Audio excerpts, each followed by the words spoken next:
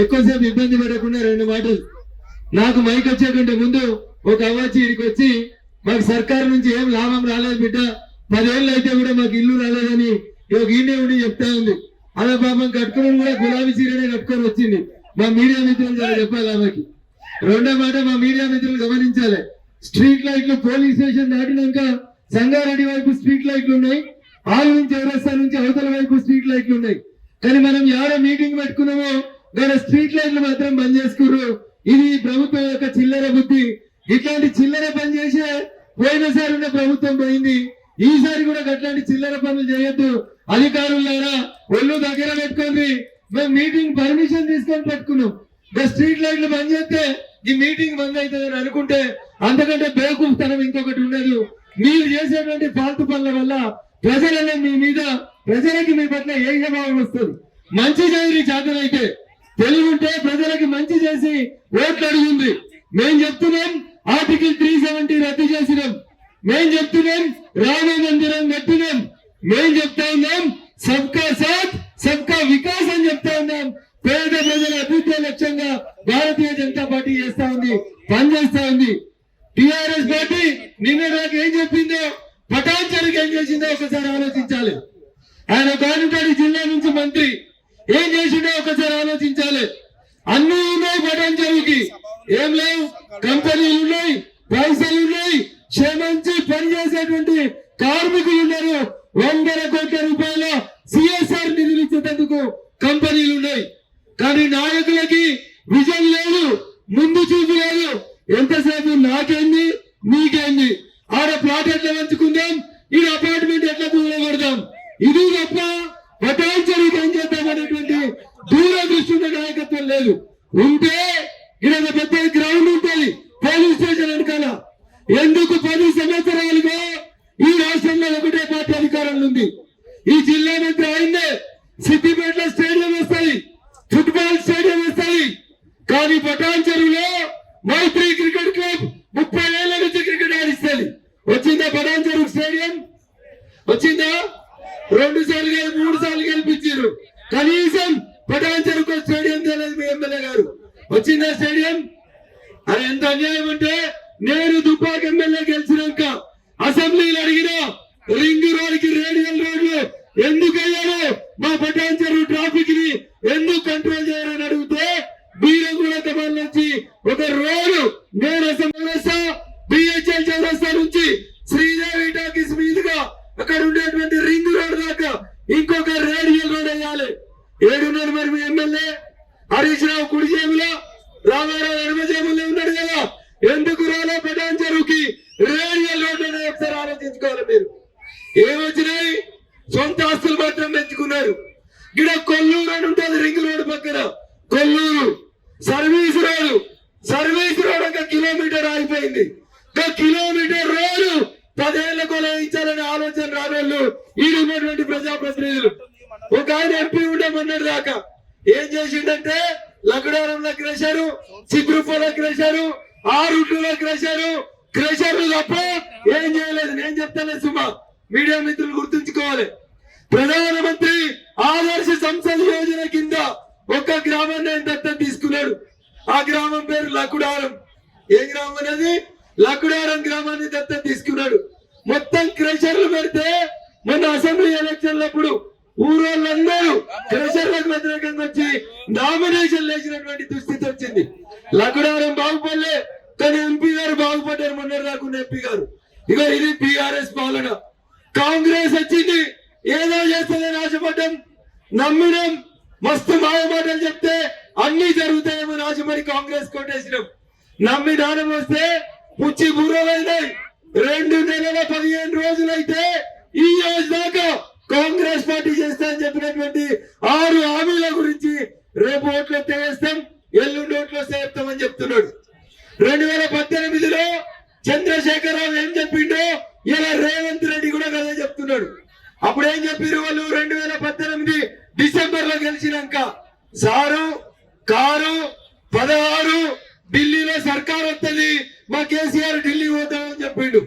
16 రాలే, single digit వచ్చింది. Sir Delhi కోలే, వాళ్ళు మనకేం పని చేయలేదు. ఇలా రేవంత్ రెడ్డి ఏం చెప్తున్నాడు? మాకు 14 ఎంపీలు గెలిపిండ్రి. ఎన్ని 14 గెలిపిస్తే మా పప్పు ఢిల్లీలో ప్రధానమంత్రి అవుతాడు, మా పప్పు ప్రధానమంత్రి అయితే మేము రాష్ట్రానికి పైసలు తెస్తామన్నాడు. అయితాడా కాంగ్రెస్ ప్రధానమంత్రి? అయితేదా కాంగ్రెస్ ప్రధానమంత్రి? దేశం కాదు ప్రపంచంలో ఉన్న ఏ సర్వే తీసుకున్నా ఈ దేశానికి మూడోసారి ప్రధానమంత్రి ఎవరంటే ఎవరు? మూడోసారి ప్రధానమంత్రి ప్రపంచం మొత్తం మెచ్చిన నాయకుడు నరేంద్ర మోడీ గారు. పనిచేస్తామని కాంగ్రెస్ వాళ్ళు కొత్త కథ మొదలు పెట్టారు. 2018 డిసెంబర్ లో బీఆర్ఎస్ ఎట్లా బుద్ధి చెప్పిండ్రో రేపు పార్లమెంట్ ఎన్నికలలో కాంగ్రెస్ పార్టీ కూడా అట్లా బుద్ధి చెప్పాలని నేను మీ అందరినీ కూడా సవినయంగా వేడుకుంటూ 1999లో ఆలయ నరేంద్ర గారు గెలిచిండు. ఈ ప్రాంతానికి భారతీయ జనతా పార్టీ పువ్వు గుర్తు మీద ఓటేయడం కొత్త కాదు. 99లో టైగర్ నరేంద్ర ఈ ప్రాంతం నుంచి ఎంపీ గెలిచిరు. సంగారెడ్డి నుంచి గతంలో ఒకసారి భారతీయ జనతా పార్టీ శాసనసభ్యులు గెలిచినటువంటి ప్రాంతం ఈ ప్రాంతం. అందుకని దయచేసి ఇక్కడ ఉన్నటువంటి నాయకులందరూ ఆలోచించాలి. భవిష్యత్తు గురించి ఆలోచించుకోవాలనుకుంటే భారతీయ జనతా పార్టీకి ఓటేయాలనేటువంటి ఒక దూర దృష్టితో మీరందరూ కూడా ఆలోచించి భవిష్యత్తులో భారతీయ జనతా పార్టీ కమలం గుర్తు మీద ఓటేసి నరేంద్ర మోడీ గారి నాయకత్వాన్ని బలపరచాలని మీ అందరికి కూడా సవినయంగా అప్పీల్ చేస్తా ఉన్నాం. 400 సీట్లు గెలిచి నరేంద్ర మోడీ గారు మూడోసారి ప్రధానమంత్రి కాబోతున్న సందర్భం లోపల మెదక్ ఎంపీ బీజేపీ నుంచి గెలవాలా వద్దా ఒక్కసారి మనం అందరూ ఆలోచించాలి. గెలవాలా వద్దా బీజేపీ నుంచి మెదక్ ఎంపీ? గెలవాలంటే ఎక్కడికక్కడ మనం చైతన్యవంతులమై ఏ ఊరికి ఆ ఊరికి మనమే కథానాయకులమై భారతీయ జనతా పార్టీ గుర్తుని కమలం గుర్తును ప్రచారం చేసి గెలిపించాలని మీ అందరినీ కూడా వేడుకుంటూ అవకాశం ఇచ్చినటువంటి వేదికకు కృతజ్ఞతాభివందనాలు తెలియజేస్తూ సెలవు తీసుకుంటా ఉన్నా. చివరికి ఒక మాట, చాలా మంది మా మిత్రులు వచ్చారు. రగన్న మధ్యలో దుబ్బాకు పోయిండు, మళ్ళీ మా పటాంజలు కొత్తగా రావడానికి చాలా మంది డౌట్ పడి ఉంటారు. రఘునందన్ రావు పుట్టింది దుబ్బాకలో, పెరిగింది సిద్దిపేటలో. దుబ్బాక సిద్దిపేట నాకు జన్మభూమి అయితే దాదాపు 30 ఏళ్లుగా ఈ పటాంజలిలో ఇల్లు కట్టుకొని సంగారెడ్డిలో వకీల్గా ఇదే నా కర్మభూమి అని నాకు ప్రాక్టీస్ పెట్టిన గడ్డగా ఒక రిపోర్టర్ గా, ఒక టీచర్ గా, ఒక అడ్వకేట్ గా ఈ గడ్డ మీదనే దాదాపు 3 దశాబ్దాల నుంచి పనిచేస్తున్నా. అందుకని దుబ్బాక నాకు జన్మనిచ్చిన భూమి అయితే ఈ పటాంజలి సంగారెడ్డి నా కర్మ భూమిగా భవిష్యత్తులో జరిపేటువంటి ఉద్యమాలకి గిన్నె అందరం జై తెలంగాణ అని అనేక సార్లు తన్నులబడ్డం ఈ రోడ్ల మీద.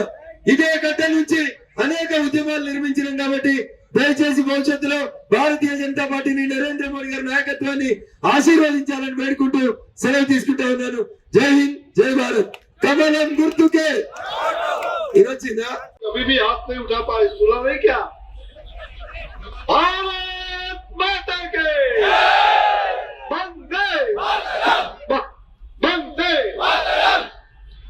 जय श्री राम, जय श्री राम। भाई और बहनों, आज विजय संकल्प यात्रा के इस अवसर पर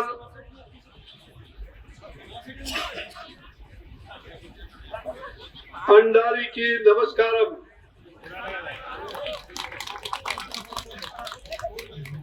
आप सबको नमस्कार है। बहुत बड़ी सभा इस मेरठ लोकसभा के, और यहाँ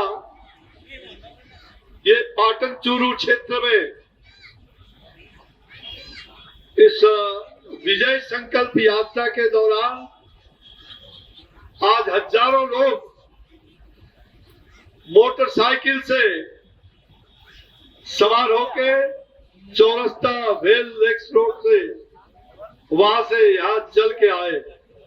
मैं भी वहां से चलकर बाहर में साथ आया। चारों तरफ लोगों में उत्साह का वातावरण है।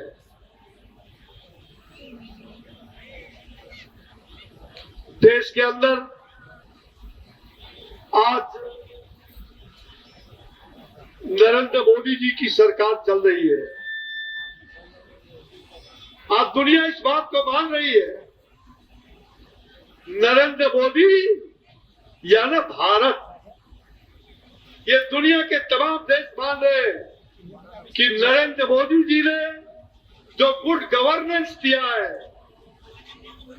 जो डेवलपमेंट किया है, जो देश का विकास किया है, देश की संस्कृति को जिन्होंने दुनिया के सामने रखा है, देश की संस्कृति की पहचान को, देश की विरासत को जिन्होंने आगे बढ़ाने का काम किया है, आज पूरी दुनिया भारत के लिए नतमस्तक है।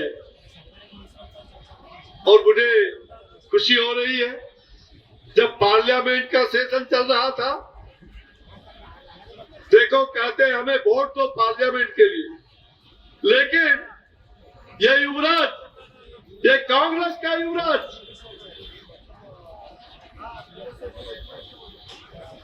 मैं उसके बारे में बोलूंगा, मैं उनका व्याख्यान करूंगा आपके सामने।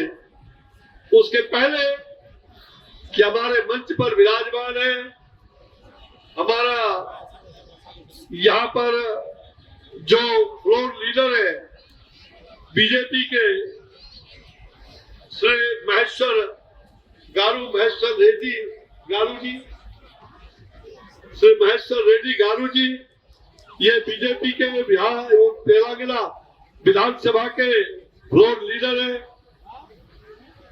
साथ ही हमारे इस देश के अंदर जो दुनिया में आज सबसे ज्यादा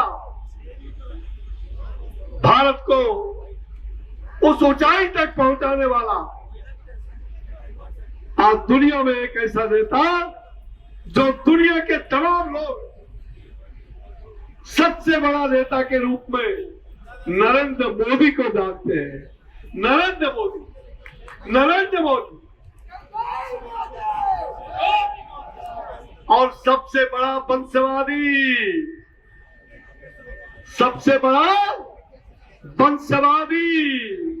भ्रष्टाचारी, अत्याचारी और राजनीति में अपराधीकरण को लाने वाला वो कांग्रेस के युवराज समझते हैं। ये पप्पू, अरे पप्पू, एक दिल्ली में एक पप्पू है और आपके यहां गप्पू है। हमारे बिहार में लप्पू है। ये पप्पू, गप्पू और लप्पू, और उत्तर प्रदेश में सप्पू। ये पप्पू, गप्पू, लप्पू और सप्पू, अब बोलो ये सब लोग कौन है? ये परिवारवाद, वंशवाद के जीता जागता, इन्हें अपना वंश चाहिए, परिवार छोड़ के दूसरा नहीं। इनको अपना खानदान चाहिए, खानदान के अलावा दूसरा किसी का विकास नहीं हो सकता। कांग्रेस ने आजादी के बाद 75 सालों में से 60-65 साल तक जो राज किया, ये यही पप्पू, गप्पू, सप्पू, लापू को खानदान को लाने के लिए और उनके अगल बगल में जो चेले चट्टे हैं, अब इन्होंने हिंदी क्या गठबंधन बनाया है? हिंदी क्या बना? हिंदी, है ना? ये अंगूठा छाप, ये हिंदी को कोई देखने वाला है?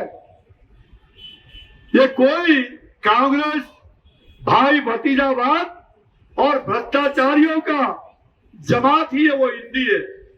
महाठगबंधन, जिसने परिवार को ठगा, सगों को ठगा, देश को ठगा, अपने आप को ठगा, वो चला है हिंदी बना करके जनता को ठगने के लिए, जनता को ठगने के लिए।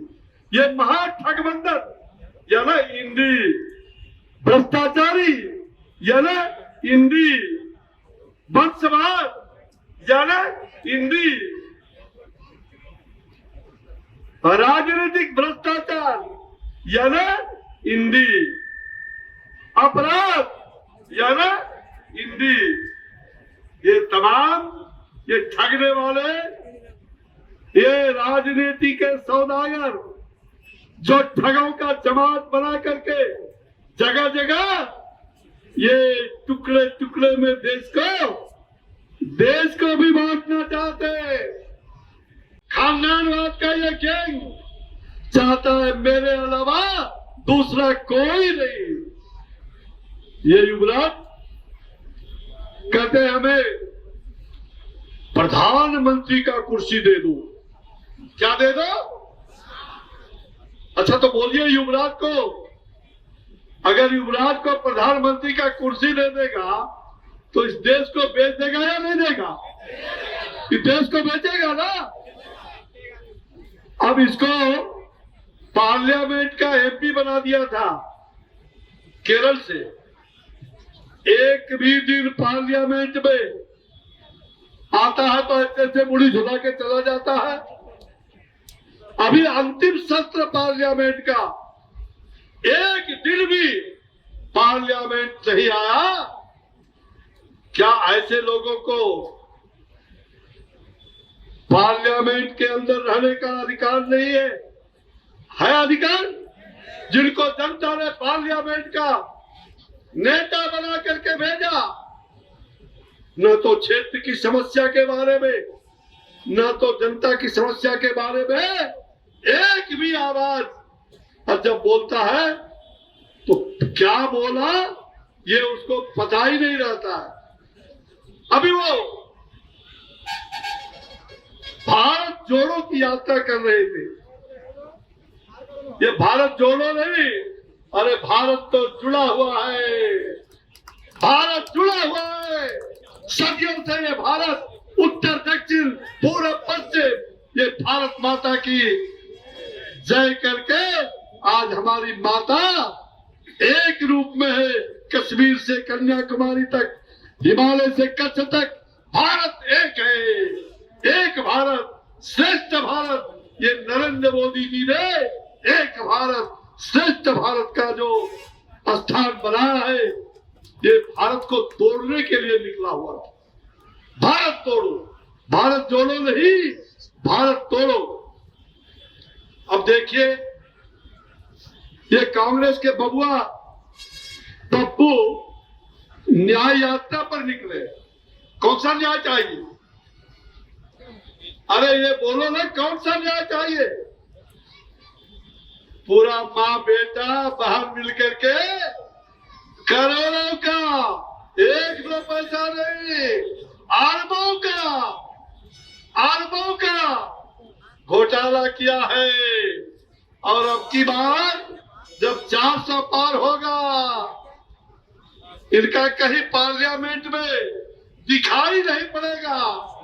और ये लोग बेल में है। क्या है? अब बेल टूटेगा तो कहाँ जाएंगे? जेल में। ये जितने लोग हैं, ये पप्पू गप्पू सप्पू लब्बू धप्पू, ये धोड़ा मंगरू, ये जितने लोग देख रहे हैं, ये सब खानदानवाद भ्रष्टाचारी, ये सभी बेल में है।